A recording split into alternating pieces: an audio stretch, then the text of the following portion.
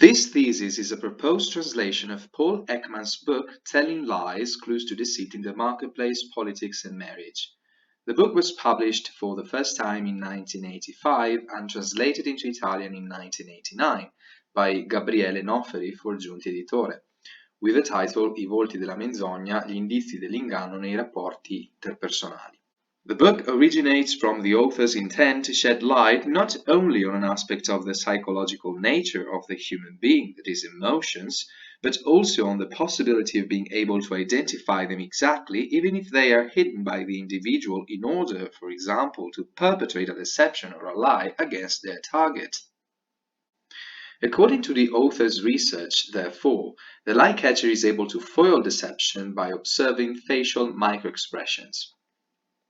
There are two kinds of facial expressions: a macro expression, that is a normal expression which usually goes on and off the face in a period of time from 2 to 5 seconds, and a micro expression which goes on and off the face in a 25th of a second. In addition, micro expressions occur when people deliberately try to hide the emotion they are feeling. So, after this brief introduction, I now intend to address the issue of the translation choices I have made for the various parts of the translation, the Italian, the English, and the Spanish one. So, in order to translate Ekman's work into Italian, has obviously been used the original text of the author in English.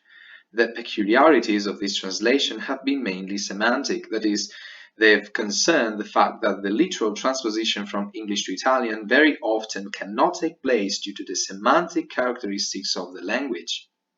This peculiarity normally occurs when translating a text from one language to another. Clearly, each language has a cultural, ethnic, and social background that affects the language itself in a significant way. In this image, we can see two examples of this. The first one concerns the term lie catcher, which in Italian has been translated as smascheratore di menzogne.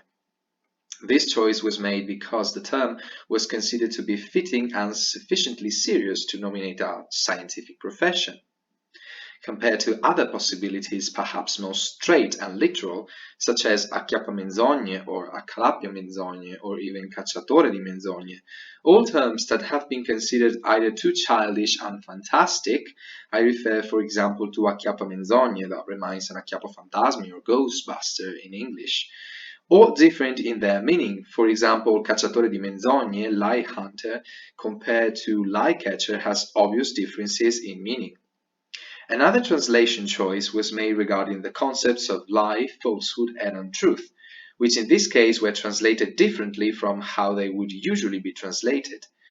Indeed, lie is normally translated with menzogna, bugia, but in this particular context it has been translated with falsità, since the text aims to designate in a moralistically reprehensible way a liar, for which in Italian the term bugiardo would not have been enough. In fact, saying that a person is a liar does not have the same burden as saying that a person is false in Italy. Thus, in Italian, falso and bugiardo, as well as falsità and bugia, have two meanings of opposite significance compared to English. That is, in English, lie is considered more serious than falsehood, while in Italian the thing is simply the opposite, hence the translation choice. For the English part, it has been used the book already translated by Noferi. The translation choices in this case were various. For example, the title of the paragraph Il piacere della beffa has been translated not with mocking delight, which would have been a more immediate translation, but with duping delight. This was done because the two terms have a slightly different meaning, although both mean beffare in Italian. Duping, in fact, refers to beffare someone but with the intention of deceiving them, while mocking means beffare someone with the intention of making fun of them. Hence, the importance of going beyond the most literal and immediate meanings of words. Secondly, there is an example of how the translation differs from the original English text compared to the Italian translation, and therefore also to the further translation again into English. In the image, there are three sentences. The first sentence is the original one. The second sentence is the one translated by Noferi, and the third is the one I have retranslated into English. So, for example, we see how fear of being caught has been translated by the Italian translator with paura di essere smascherato. Therefore, I have retranslated it as fear of being exposed and not of being caught. I believe that the term smascherato has been used because considered more elegant, but this has forced me as an English translator to translate it with exposed and not with caught, because caught in Italian means acciuffato, acchiappato, colto.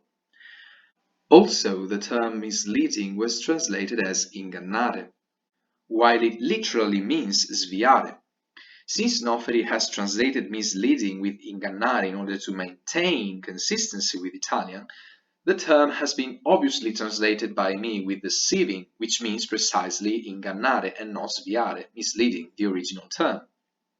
Target has also been translated into Italian with vittima for semantic reasons, and therefore has been retranslated by me with victim, of course, while target really means bersaglio or destinatario. For the Spanish part, special translation choices have been made as well. For example, the translation choice that I intend to share here has been made regarding the verb to become emotional, which Spanish literal translation is emocionarse. However, in this case, it was not possible to translate the expression so literally for a matter of ambiguity. It has been therefore decided to paraphrase it with manifiestan emociones sospechosas. In fact, the sense is that some people get emotional when they perceive that someone suspects that they are lying.